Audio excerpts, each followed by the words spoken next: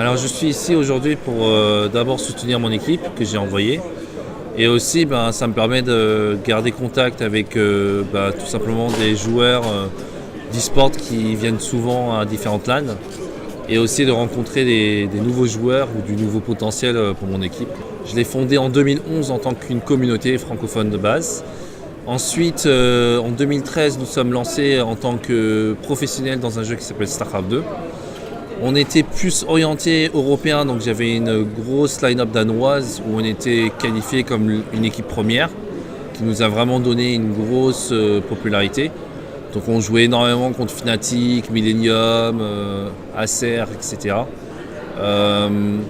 Ensuite, malheureusement, StarCraft 2 commençait à baisser, donc du coup on devait trouver des alternatives. Et on s'est dirigé plutôt vers d'autres jeux comme CSGO, Hearthstone. Sur CSGO, je classerai mes joueurs juste en dessous du sub-top. Donc en fait, je ne les qualifie pas vraiment comme des semi-pros. Et même eux, d'ailleurs, ils le savent. Mais c'est des joueurs qui ont vraiment cette motivation et ambition qui est le plus important parce que les 3/4 des équipes de CSGO se disbandent à cause de l'équipe en elle-même. Et au bout de 2-3 mois, alors que là c'est une équipe qui a duré 6 mois déjà, donc avec beaucoup de potentiel, quoi. Pour moi l'e-sport, déjà c'est un milieu compétitif. Ça, comme je l'avais dit auparavant, il y a amateur, semi-pro, pro. C'est-à-dire que même moi qui est amateur, je joue pour m'amuser, mais je joue aussi pour gagner. Alors l'entraînement, premièrement, il faut que ça soit régulier, ponctuel.